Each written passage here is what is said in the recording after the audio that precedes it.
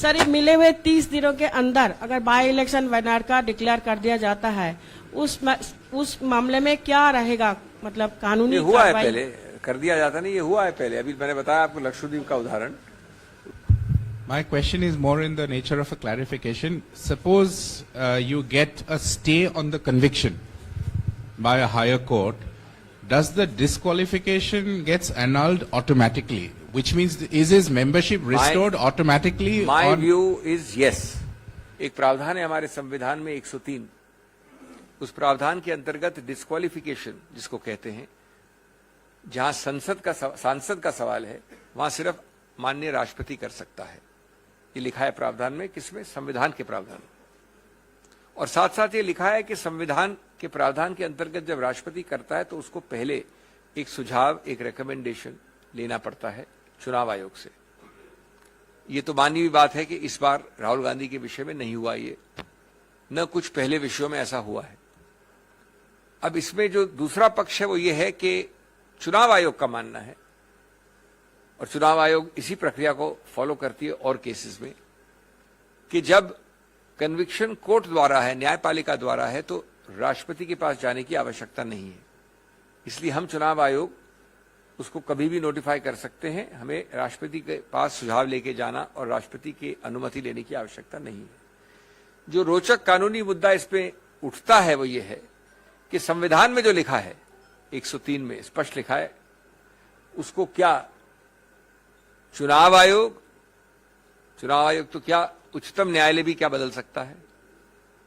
सिर्फ इस आधार पे कि एक केस था लोक प्रहरी का, उस केस में चुनाव आयोग ने स्टैंड अपना रखा था। उच्चतम न्यायालय ने ये नहीं कहा कि वो स्टैंड सही है या गलत है, लेकिन उसके बाद से चुनाव आयोग ने एक सर्कुलर निकाल रखा है जिसमें वो कहते हैं कि जहां पर कन्विक्शन कोर्ट द्वारा है वहां पर हम राष्ट्रपति के पास नहीं जाएंगे, न जाना आवश्यक है।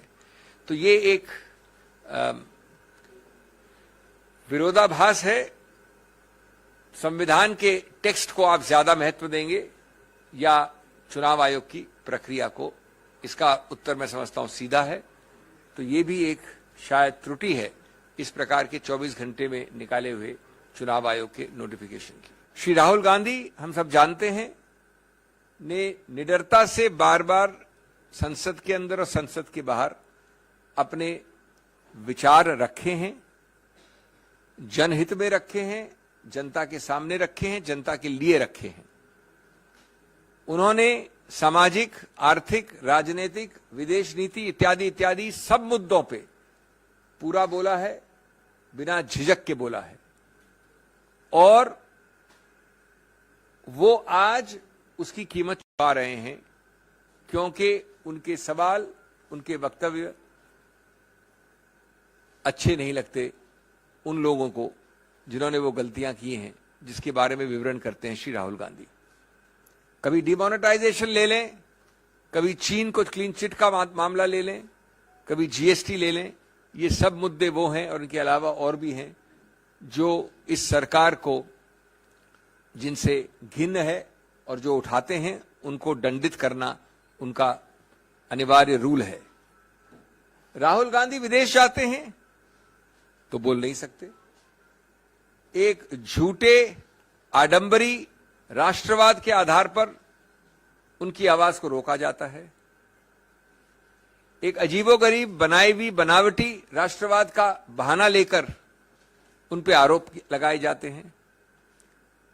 बाहर गए उसके आधार पे जब वापस आते हैं तो कहते हैं कि आप यहां नहीं बोल सकते जब तक कि आप माफी नहीं मांगे। यहां आते हैं और उस दिन बोलते हैं संसद में जब माननीय प्रधानमंत्री बोल रहे थे तो सरकार पूछती है आपकी हिम्मत कैसे हुई सब बोलने की, सत्य बोलने की, साफ बोलने की, निडरता से बोलने की। हम आपको प्रिविलेजेस कमेटी भेजते हैं। और सबसे अजीबोगरीब जो मैं समझता हूं, किसी गणतांत्रिक, संसदीय गणतांत्रिक, लोकतांत्रिक देश में नहीं देखा गया, जब वो आके बोलते हैं तो सरकार खुद अवरुद्ध करती है संसद को। सरकार खुद करती है इस आधार पे कि पहले आप माफी मांगिए। ये कौन सी संसदीय प्रणाली के अंतर्गत है कि पहले आप माफी मांगिए, नहीं तो हम अवरुद्ध करेंगे, नहीं तो संसद चलेगी नहीं। तो ये इसी प्रक्रिया का एक और उदाहरण है, जहां मुंह खोले झूठे बेमानी केसेस दायर करिए, डराइए, धमकाइए, और हम आश्वस्त हैं कानूनी प्रक्रिया में कि हम जीतेंगे, स्टे ऑफ कन्विक्शन हमें मिलेगा। लेकिन जहां तक सरकार का सवाल है, उन्होंने भी सब प्रयत्न किए हैं, बार बार किए हैं। जहां तक कानूनी पक्ष है, मैं बड़े संक्षिप्त रूप में आपको बता दूं, कल बताया था मैंने, थोड़ा उसको और विस्तार से बता दूं, लेकिन संक्षिप्त रूप से, कि जब आप जल्दबाजी करते हैं तो गलतियों के ऊपर गलतियां करते हैं, संवैधानिक और कानूनी गलतियां करते हैं। मैं आपको 2-3 उदाहरण देकर अपनी बात खत्म करना चाहता हूं। ये मामला, ये वारदात कोलार कर्नाटक में हुई, 2019 में हुई। उसकी कंप्लेंट कहां दर्ज की गई? सूरत, गुजरात में, 1-2 जगह और भी की गई, बिहार में, रांची में। तो जब ऐसा होता है कि वारदात, फौजदारी वारदात कहीं हुई हो अमुक जगह, और फौजदारी वारदात की कंप्लेंट किसी दूसरे प्रदेश में हो, तो कानून विधायिका ने बहुत पहले एक संशोधन द्वारा एक नया प्रावधान बनाया था, कई वर्ष हो गए, जो बाध्य है, जो स्पष्ट है कि जब ऐसा हो तो आपको एक 202 कहते हैं, उसके अंतर्गत एक निरीक्षण परीक्षण करना पड़ेगा, इंक्वायरी करनी पड़ेगी, या तो मैजिस्ट्रेट खुद करे या पुलिस द्वारा करे, कि क्या उस मैजिस्ट्रेट का अधिकार क्षेत्र बनता है। जब तक वो मैजिस्ट्रेट ये शुरुआत में नहीं करता है इंक्वायरी, तब तक वो कंप्लेंट से आगे नहीं बढ़ सकता। रोचक बात यह है कि ये मुद्दा स्पष्ट रूप से इस श्री राहुल गांधी केस में उठाया गया, जजमेंट में लिखा है, लेकिन निर्णित कहीं नहीं है।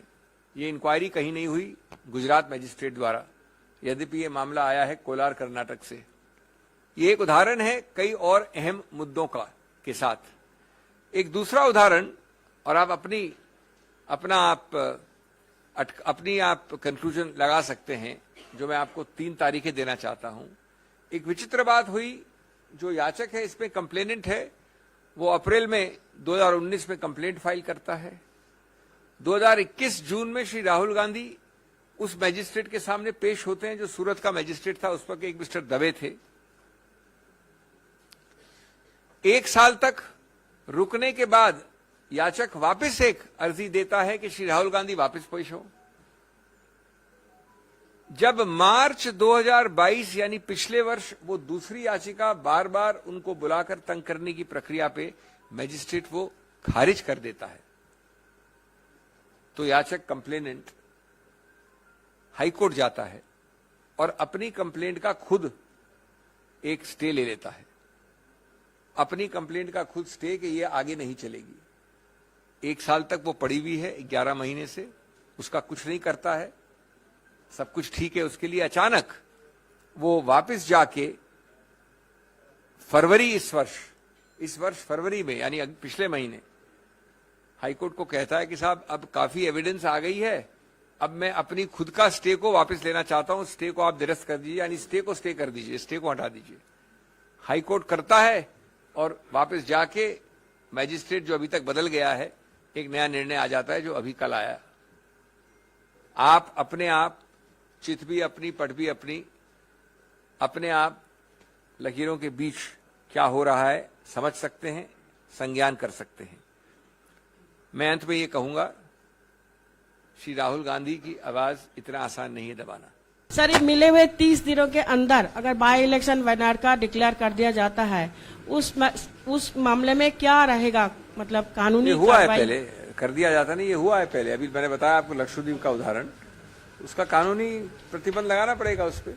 जब मेरा याचिका निर्णित हो रही है और मेरे कन्विक्शन के स्टे का संभावना है, तब तक अगर आप दूसरा चुनाव कर लेंगे और दूसरे चुनाव में ये चुनावित होकर आ गए, तो ये तो हद दर्जे की ही आर्बिट्रेरीनेस होगी।